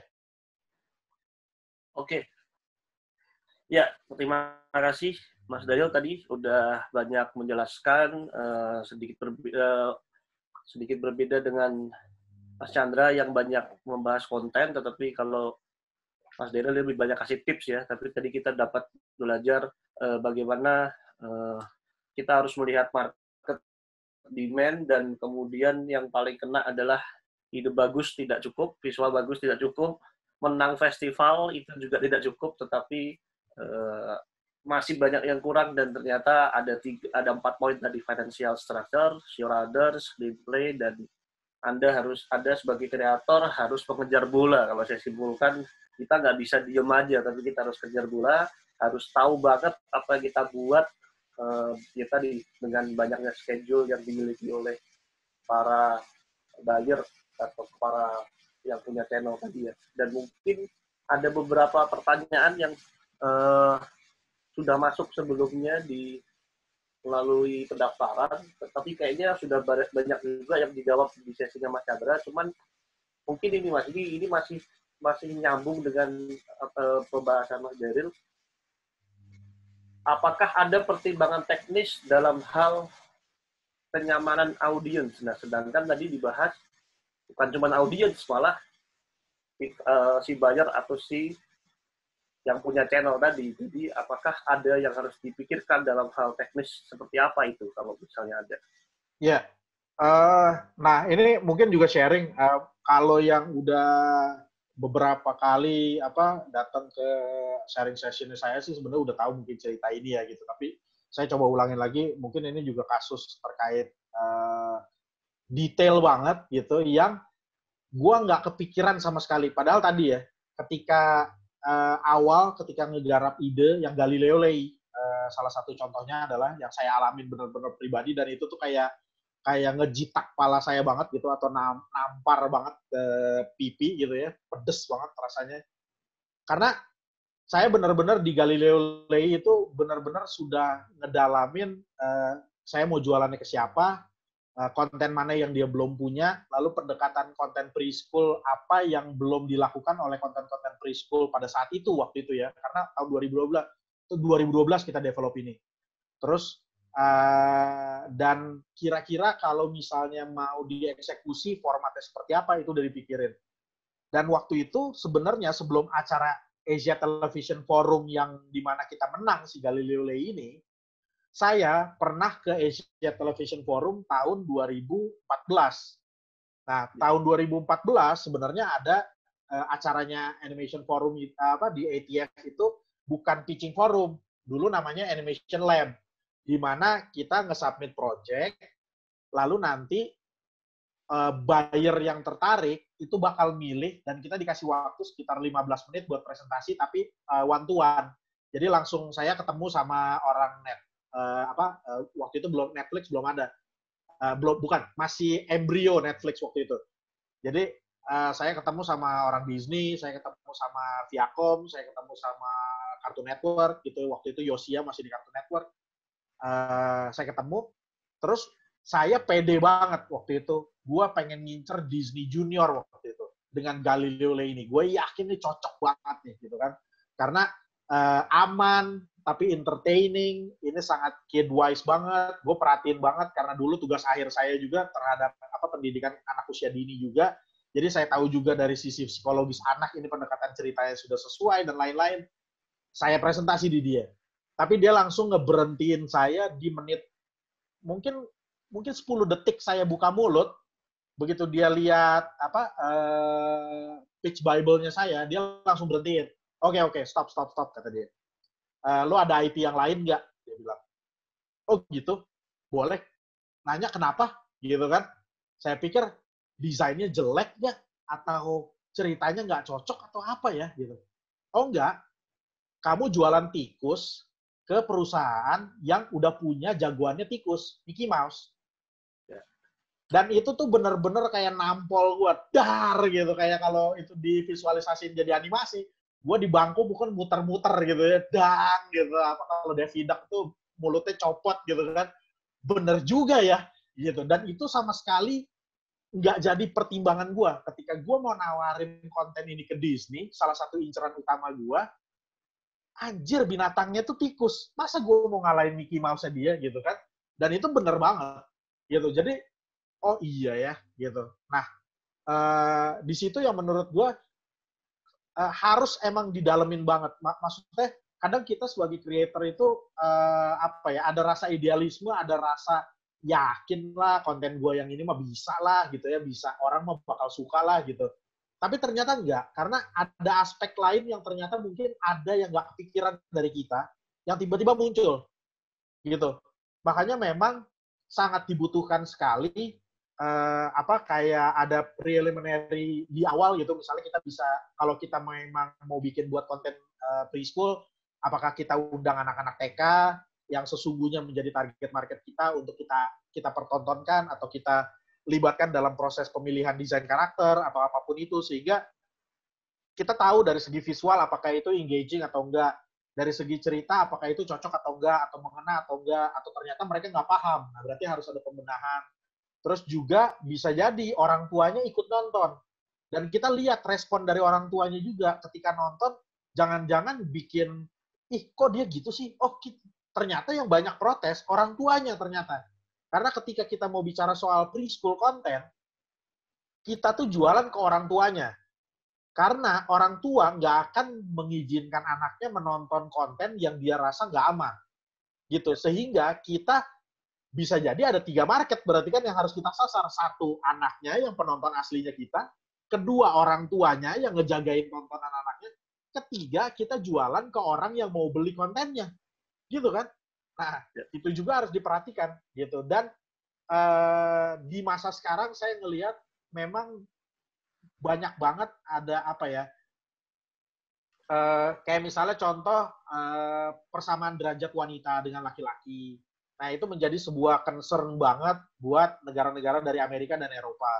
Makanya tadi ketika kita bikin sebuah konten apalagi di preschool, di mana misalnya si karakter perempuannya itu benar-benar seakan-akan seperti perempuan yang lemah, yang perlu dibantu, nggak bisa ngapa-ngapain gitu ya.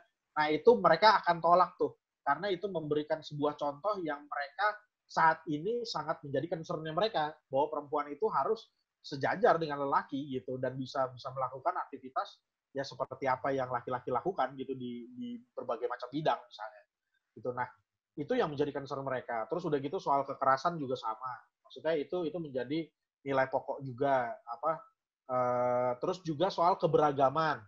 Misalnya contoh apa kalau kita nonton sendiri, maksudnya kita bisa ngerasain sendiri kok kayak film-film Hollywood atau film-film serial yang muncul gitu ya. Kadang kita tahu oh ternyata ada kombinasi-kombinasi pemain gitu ya. Kalau misalnya kita berdasarkan ras, ternyata itu juga menjadi pertimbangan politik juga gitu dalam waktu menciptakan konten gitu supaya kita bisa membawa pesan bahwa apa soal persamaan derajat oleh semua orang gitu ya, maksudnya nggak ada bedanya tuh antara kulit putih, kulit hitam, kulit kuning, kulit merah, apalah kulit polkadot kali nantinya gitu, itu nggak ada bedanya. Nah itu mereka sangat concern sekali dan ya kita balik lagi sebagai creator gimana caranya kita tahu atau ngebatasin mana yang memang harus kita pertahankan di ide kita gitu.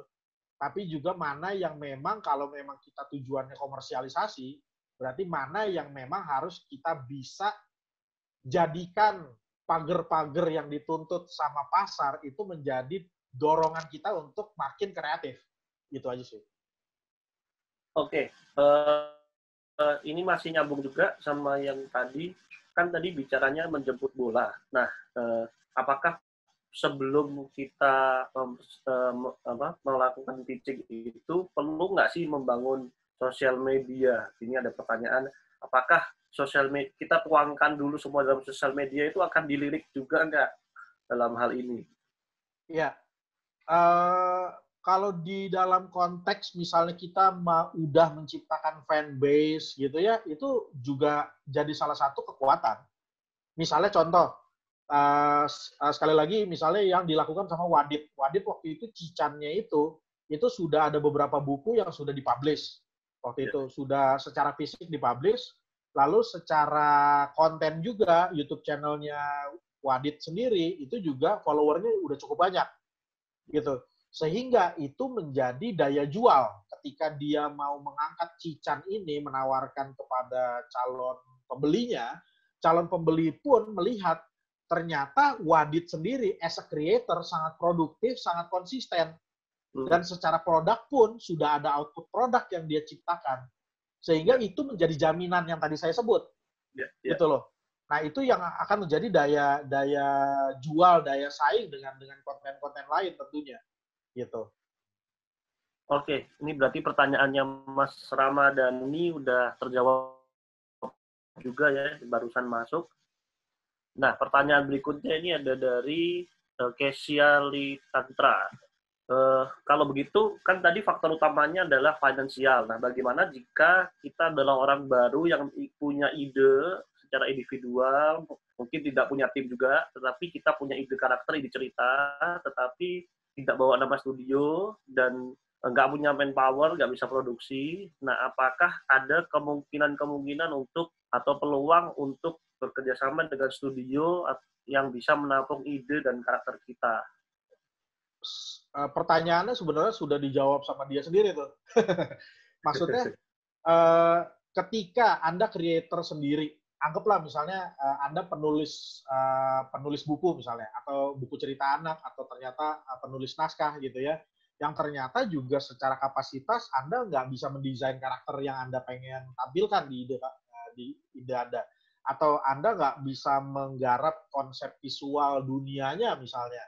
Atau Anda nggak bisa memproduksi teasernya misalnya awal untuk bisa jualan dulu misalnya. Gitu. Nah, itu sangat terbuka sekali untuk bisa mengajak partner studio yang bisa terlibat di IP-nya Anda. Nah, cuma memang harus menjadi pertimbangan bisnis. Maksudnya, tadi kan Mas Chandra juga sudah sebutkan yang diangkat oleh Adit Toro ya, waktu dia garap ini. Dan memang akhirnya ketika kita mau jualan itu harus memang pertimbangannya bisnis. Semua itu harus kita ukur, kita harus hitung dulu gitu. Jadi kita udah tahu kita ketika ke sana apa aja sih yang bisa kita taruh di atas meja. Bukan berarti kalau kalian nggak punya studio ternyata nggak bisa, enggak.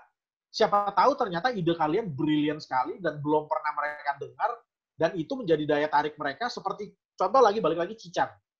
Cican itu waktu itu dari perusahaan Prancis, Cybermedia Group, dia mau beli lisensi pengembangan Cican, itu produksinya mereka yang danain. Gitu. Jadi Wadid itu hanya untuk supervisi aja, dapat licensing fee. Gitu. Nah, berarti kan secara creator, Wadid nggak butuh studio, karena studionya udah di-tackle sama orang yang udah tertarik mau membelinya, dia bakal ngambil resiko memproduksinya juga, gitu kan. Itu kemungkinannya ada, gitu. Tapi bisa jadi 1 banding berapa yang bisa seperti itu, gitu loh. Nah, tapi kalau misalnya teman-teman yakin dan bisa melakukan seperti itu, dan bisa menarik calon pembeli bisa sampai senaksir itu, gitu ya, kepada IP-nya kalian, silakan, gitu. Dan kedepannya saya yakin kalau memang idenya kalian bagus pun, bisa jadi, jangan-jangan nyari studio lain, bisa jadi mungkin studio saya juga, ayolah saya invest lah, misalnya ke IP-nya kalian, misalnya, gitu kan saya belum tahu, gitu. Bisa jadi ternyata setelah diceritain, mungkin nggak cocok dengan value yang ada di company-nya kita nih, gitu kan, mungkin berpartner dengan teman lain mungkin, misalnya dengan studio lain mungkin, gitu. Nah, ini sebenarnya pertanyaan seperti ini sebenarnya nanti kaitannya sih ke paparan saya selanjutnya ya, terkait Ainaki nanti dengan ini. Kenapa sesi ini dibikin? Supaya teman-teman tahu nih sekarang apa yang mesti diperhatikan, sehingga juga bisa memulai tadi menjawab pertanyaan yang tadi teman ajukan. Berarti saya mesti berpartner dong. Oh ya udah, berarti silakan cari partnernya. Kira-kira siapa? Nah, paling gampang adalah apa? Di Ainaki udah banyak tuh studio-studio yang terdaftar di Ainaki. Tinggal sounding di grupnya, kira-kira boleh nggak minta waktu misalnya calling atau video call atau video meeting, karena kan maksudnya kalau di share di grup IP kalian bocor kemana-mana kan, gitu. Jadi maksudnya mungkin harus perhatikan juga ada NDA agreement-nya sebelum Anda nge-share idenya kalian, gitu ya. Non-disclosure agreement, biasanya non-disclosure agreement itu dibikin ketika kita mau nge-share idenya kita atau asetnya kita, supaya pihak lain yang kita share itu terikat, nggak disebar luasan lagi. Nah, itu teman-teman juga harus tahu tuh, jangan main share-share aja gitu ya, karena kenal terus, ya udah lihat aja nih, tolong baca skripnya gitu. Jangan-jangan nanti skripnya kalian dirubah namanya jadi dia, terus dia yang jualan dan berhasil. Gitu. Nah, itu juga harus hati-hati, sangat aware sekali dengan ya resiko itu ya. Nah, apalagi ya, dari ya kurang lebih itu sih, maksudnya makanya sesi ini sih sebenarnya, sesi nanti sampai Jumat ini, biar teman-teman tahu apa yang dibutuhkan. Oh, ternyata nggak sekedar cuma pitch Bible aja, ide aja segala macam gitu. Ternyata emang harus ada yang di-prepare dari sekarang. Dan kita punya banyak waktu karena acaranya itu di November, gitu. Jadi sehingga masih banyak nih dari teman-teman yang bisa dipersiapkan, dibenahin, diperbaiki, dimatangkan kembali, atau dipersiapkan lebih matang gitu, berpartner dengan siapa yang teman-teman rasa bisa memperkaya atau memperkuat di dalam hal merealisasikan proyeknya kalian. Ya, ini ada pertanyaan lagi sedikit menyinggung gender equality. Gimana pendapat Mas Daril tentang karakter perempuan yang menjadi objek dan pelaku tindakan slapstick? Sedangkan di budaya kita, tindakan fisik perempuan bukan hal yang biasa. Sesuai pengalaman Mas Daril, apakah ini termasuk gender equality? Ini kayaknya sih tadi udah dijawab sama Mas Chandra sih ya.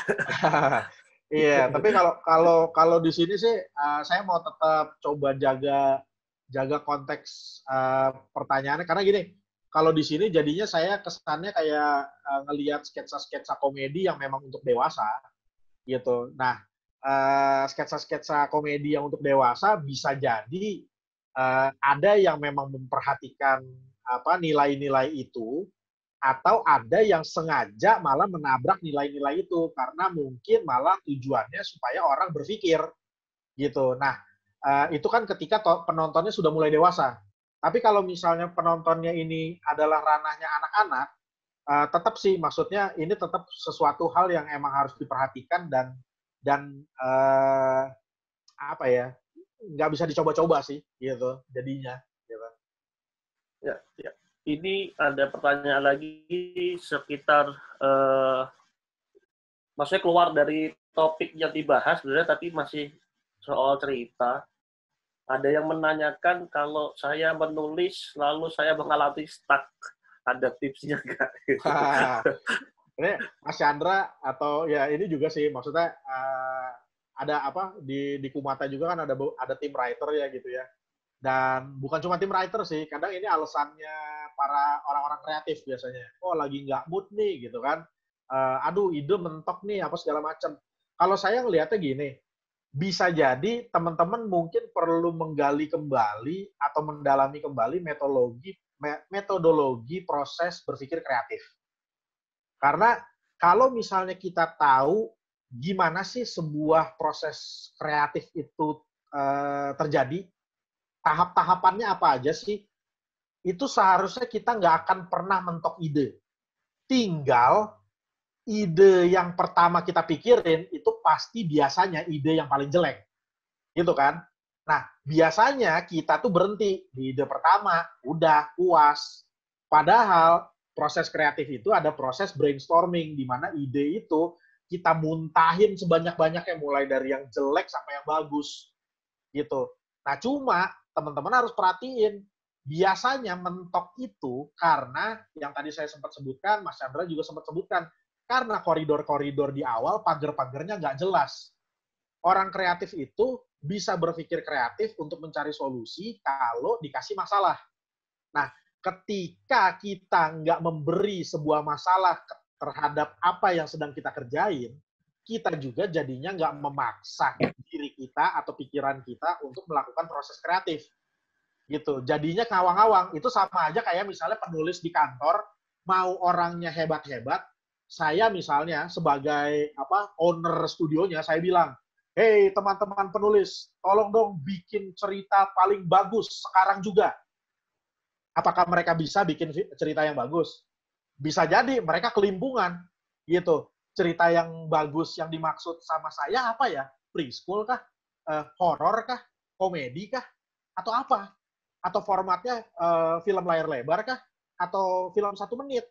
Gitu. Nah, ini kan jadi karena kita nggak memperjelas apa yang kita mau buat, kita nggak membuat koridor, batasan-batasan, sehingga kita tahu bagian mana yang kita bisa mengeksplor, bagian mana yang memang saklek kita harus stay di situ. Gitu. Nah, itu yang harus diperhatikan. Jadi, saya selalu ngerasa nggak pernah mentok ide gitu ya. Karena ya kita harus tahu dulu loh, waktu kita mau bahas ide, apa dulu nih masalahnya, gitu. Baru kita bisa bahas. Kalau kita sendiri nggak tahu masalahnya apa, ya nggak mungkin. Orang solusinya aja ketemu aja kadang kita nggak tahu. Gini, kadang kita menemukan sesuatu, tapi kalau nggak masalahnya nggak ada, sesuatu itu nggak akan ada gunanya, gitu kan. Nah, jadi harus ada masalahnya dulu, gitu. Jangan sampai, dan ini selalu saya sampaikan ke teman-teman kreatif di penulis, mau itu di penulis, mau di konsep art, dan lain-lain. Proses kreatif itu jangan dulu kita tentuin jawabannya apa, baru kita cari-cari masalahnya apa. Gitu. Jadi kita harus berangkat dari masalah, baru menemukan jawaban. Nah, biasanya kalau misalnya contoh adalah orang desain nih, biasanya dia langsung milih, oh berarti saya stylenya style digital aja, pakai Photoshop misalnya, digital aja misalnya. Loh, kenapa nggak dieksplor dulu? Misalnya pakai manual kek, mau pakai cat air kek, mau pakai apapun itulah teknik-tekniknya yang dieksplor, baru akhirnya nanti dikerucutkan terhadap kebutuhan eksekusi yang memang cocok sesuai dengan arahan art yang diinginkan oleh project. Tapi ini udah langsung dibatasin karena tools. Alasannya, iya Pak, saya bisanya cuma karena toolsnya saya aja. Oh ya berarti kalian udah menentukan jawaban duluan terhadap masalah kalian gitu loh. Padahal belum tentu masalah itu cocok dengan solusi yang kalian pikirin gitu. Nah, ini yang kadang jadi tantangan buat teman-teman kreatif ini dalam waktu proses pencarian ide. Itu sih. Ya, mungkin Mas Chandra sudah aktif. Ada tambahan, Mas? Ya, boleh. Mas, silakan Mas. Mengenai start dalam membuat sebuah cerita. Suaranya belum keluar, Mas. Yo, sama dengan Mas Daryl tadi. Kita tuh nggak mungkin stuck kalau kita tahu apa yang mau kita buat, gitu loh. Jadi masalah kan sebenarnya biasanya stuck itu terjadi adalah nggak tahu arah cerita mau kemana. Ya nggak tahu orang dari awal nggak dibuat. Kalau dibuat dari awal gitu ya, arah cerita mau kemana ya seperti gampang lah. Karakter ini want-nya apa gitu kan. Maka kita sebenarnya akan mencari ke situ, kita mencari. Sebenarnya dia mau ngapain sih? Ya memang susah-susah gampang, tapi itu koridor yang dibangun untuk memudahkan hidup dan membuat proses kreatif itu menjadi seru, menjadi asik. Kita menjadi sakit kepala karena kita nggak tahu arahnya mau kemana ya, sakit kepala arahnya nggak tahu mau kemana. Nah, sama sih itu. Kalau saya tuh sebenarnya gini, proses kreatif itu bisa terjadi kalau kita punya sistem. Karena sistem itulah sebenarnya yang mewadahi ide-ide kreatif ini. Ide kreatif ini harus diwadahi dengan sistem yang udah kita buat gitu loh. Karena kalau enggak akan jadi apa-apa. Kalau saya sih begitu. Makanya presentasi saya itu lebih banyak isinya bagan atau apa. Karena saya percaya semua teman-teman di sini kreatif. Yang jadi masalah kreatifnya itu tidak punya wadah. Atau kita tidak membuat wadah yang baik untuk menampung kreativitas kita agar tajam, agar terdeliver dengan baik dan sebagainya gitu loh. Ya. Itu Mas Adi, Mas Sony. Ya, dan mungkin nambahin sama yang Mas Chandra juga sampaikan. Sebenarnya tadi Mas Chandra udah nyinggung juga waktu di sesinya Mas Chandra tuh. Bisa jadi ketika mentok idenya, coba berangkat dari apa yang memang pernah kita alamin secara pribadi, gitu. Ya. Jadi apalagi soal penulisan ya. Gitu. Penulis itu kalau misalnya menceritakan sesuatu yang benar-benar connect dengan apa yang dia pernah alamin, itu biasanya dalam penceritaan pun itu secara emosi akan tergambarkan, secara visual akan tergambarkan, sehingga pembaca pun akan merasakan apa yang dia mau tampilkan. Tapi kalau dibikin-bikin, dibuat-buat, gitu kayak misalnya, penulis nggak pernah jatuh cinta, terus disuruh menulis tentang percintaan, ya orang dia jatuh cinta aja nggak pernah gitu kan, gimana? Bisa jadi cara dia menggambarkan rasa cinta itu jadi nggak connect gitu dengan orang-orang yang pernah merasakan hal yang itu gitu. Jadi ya itu tadi sih, pengalaman pribadi pun bisa jadi sumber reference juga gitu. Nah, tinggal gimana caranya, apakah itu cocok nggak untuk dikemas atau kita pikirkan kembali gitu. Ya, ini ada pertanyaan juga, sebenarnya nyambung dengan financial structure tadi. Kan kalau kata Mas Daryl, tidak, di Indonesia belum ada yang dukung gitu ya. Nah, dengan adanya AAS ini, apakah pemerintah ada kemungkinan mendukung? Itu siapa yang nanya? Itu ada di sebelumnya. Oh, ada yang di sebelumnya. Dukungan. Ya, nah, mungkin pengen masuk ke yang share screen yang berikutnya dulu ya. Agak nyambung sih dengan itu gitu. Maksudnya di sesi pertama sebenarnya udah sempat kesinggung sedikit, tapi saya nggak tahu karena pembahasannya memang waktu sesi pertama itu formal ya gitu. Jadi tapi memang ketika kita bicara dengan instansi pemerintah pasti akan formal gitu, dan kita sebagai orang kreatif juga harus sabar tuh, kita harus bisa berbicara juga dari sudut pandang mereka juga seperti apa. Nah, ini saya coba pengen tampilkan juga.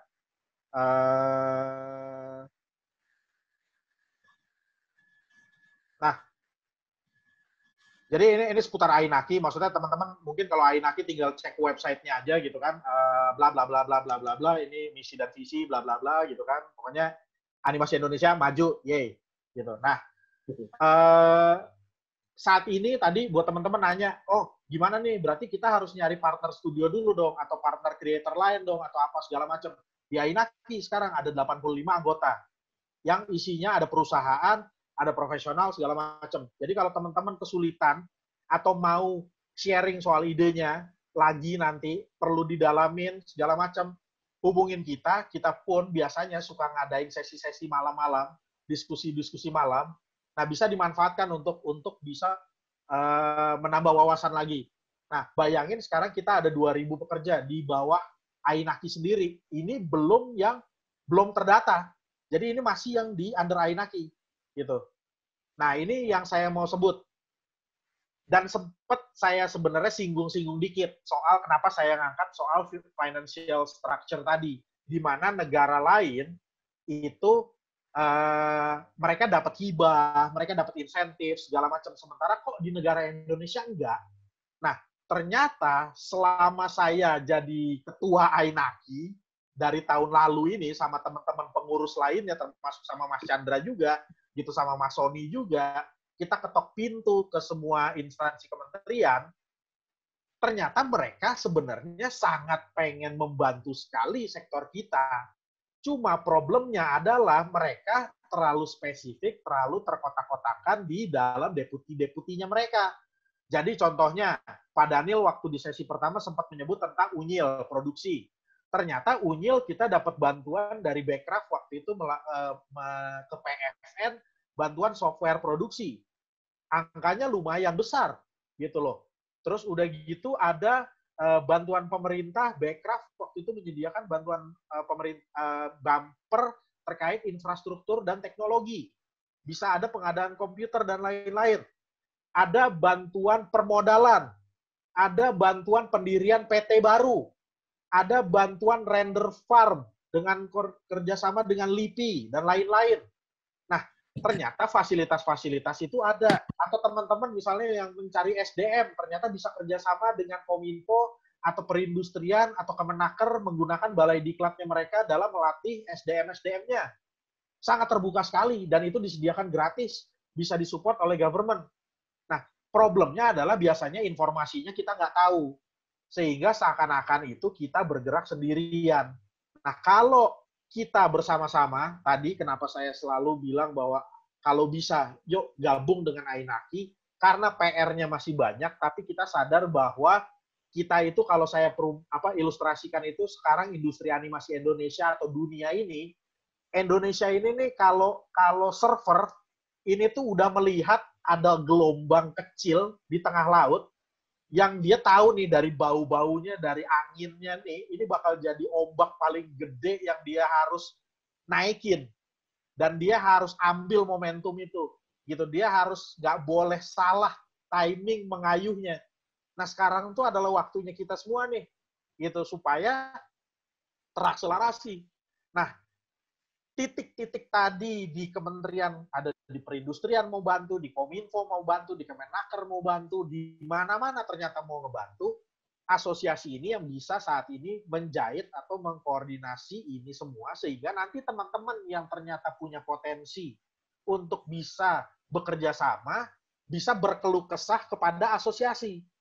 Gitu, sehingga kita bisa coba bantu cariin solusi. Kira-kira seperti apa nantinya yang bisa dijadikan dorongan buat IP kalian atau kerjasama kalian bisa berhasil ke depannya nanti, gitu loh. Tapi ini PR, ini tantangan maksudnya, dan ini semua adalah keluh kesah Mas Chandra, saya, Pak Daniel, semua, gitu. Jadi ini semua dan ternyata adalah soal komunikasi, soal koordinasi, sama kemauan untuk bisa membuat satu skema pendanaan, mau itu pinjaman, mau itu pendanaan hibah, mau itu soal pajak, mau itu soal regulasi perlindungan konten lokal Indonesia terhadap masuknya konten dari luar, atau ada insentif pajak terkait ekspor yang kita keluarkan misalnya, sehingga ini akan mendorong si industri lokal kita bisa berkembang. Nah, di sini saya paparin yang kita sekarang lagi jalanin ini adalah program pertama nih dari Kemenparekraf, gitu ya. Ada online course nih yang kita lagi jalanin. Maaf kalau tanggalnya salah, tapi ini adalah proposal pertama saya. Saya coba tampilinnya sekilas. Nah, nanti rencananya kan Asia Animation Summit akan ditutup di 9 Juni. Teman-teman masukin project-nya. Tapi kan yang terpilih, kita tahu bahwa yang terpilih itu hanya ada 7 project yang masuk ke slotnya yang akan melalui mentoring resmi, gitu kasarnya ya, mentoring resmi yang akan di-mentor oleh si konsultan dari Australia. Nah, tapi project lain yang nggak lolos ke Asia Animation Summit Mentoring akan kita mentoring di National Animation Project Mentoring Program. Dan ini udah disupport oleh Kemenparekraf. Nah, kita nanti bisa memadai untuk 40-60 proyek yang tidak terpilih, ini akan dimentor oleh mentor-mentor yang saat ini juga sebenarnya kita lagi mau buka. Siapa nih dari teman-teman yang sekiranya memenuhi persyaratan untuk menjadi calon mentor yang untuk bisa mentraining para animation project, sehingga kita bisa pakai momentum ini untuk dipresentasikan di event AAS nanti. Gitu. Meskipun nanti teman-teman mungkin nggak semuanya bisa hadir di AAS, tapi perwakilan dari asosiasi akan bisa hadir. Dan kita nanti dari Kemenperin sudah berkomitmen untuk mengadakan gala dinner di malam penutupan, di mana kita akan ada stage yang akan menjamu para VIP ini dan kita bisa presentasi. Nah, asosiasi akan mempresentasikan proyek-proyek potensial lain di luar delegasi Asia Animation Summit yang sudah melalui mentoring proyek tadi. Nah, moga-moga teman-teman jadi semangat nih. Maksudnya, wah, proyek saya nih kurang matang nih, apa segala macam. Silakan, masukin aja. Bisa jadi itu potensial pematangannya mungkin bukan lewat mentoring AAS-nya, tapi lewat mentoring National Program Mentoring ini tadi. Gitu. Nah, ini mungkin sebagai gambaran bahwa ternyata financial structure ini kita udah ada. Gini, financial support-nya udah ada, structure-nya yang belum ada. Gitu kan? Nah, ini yang kita harus bangun bersama-sama. Kira-kira itu sih. Mungkin Mas Chandra juga bisa nambahin dalam hal ini.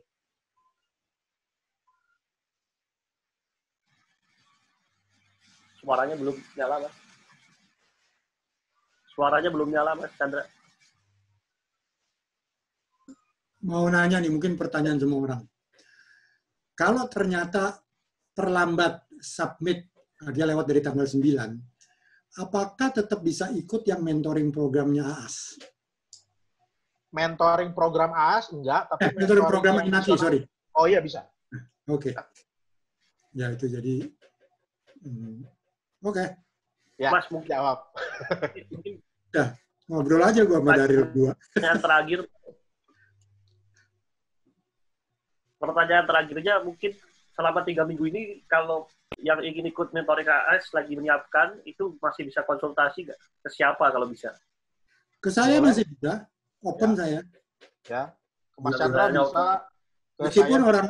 Meskipun orang kantor gue konsultasi juga sama gue. Tapi nggak apa-apa, gue open, monggo aja gitu ya, monggo gitu loh. Mau WhatsApp, mau ngobrol lewat Zoom, silahkan. Telepon, silahkan. Gitu. Ya. Oke. Waktunya udah habis, tapi mungkin ya kita tutup aja. Karena dari ini mau buka puasa katanya. Masih lama buka puasanya, jam 6 kurang 10. Ada pertanyaan lagi nggak tuh? Satu lagi, kali. Masih banyak nih yang sebenarnya belum terjawab nih. Belum terjawab nih. Ya, tapi deh. mungkin tadi case-nya tadi berarti kalau individual ya mungkin bisa bergabung juga di AINAKI karena di AINAKI ada member perorangan, tidak harus studio. Jadi di AINAKI yang sekarang itu bisa member perorangan. Jadi kalau memang merasa belum punya studio atau masih sendiri, itu ada member perorangan. Ya. Dan buat teman-teman juga, maksudnya di sesi yang saya hari Jumat itu nanti saya akan ngebahas detail terkait spesifik isinya Pitch Bible itu seperti apa sih. Nah, nanti itu akan lebih detail tuh terkait mulai dari halaman pertama sampai belakang itu biasanya isinya apa sih yang harus ada gitu ya. Nah, itu nanti saya akan breakdown sehingga teman-teman juga dapat gambaran Pitch Bible yang untuk disubmit ke Asia Animation Summit Submission ini standarnya seperti apa. Tapi sesi besok juga menarik. Maksudnya sesi besok juga ada 2 sesi, itu juga menarik juga gitu kan. Karakter design, sama apa satu lagi tuh ya. Gue jadi lupa. Ya tolong dilihat di jadwalnya lagi nanti. Iya, tidak ada pertanyaan lagi, tidak ada yang masuk. Kita sudahi dan kita kembalikan ke Mbak Putri. Oke, terima kasih kepada Mas Sony dan Mas Daryl.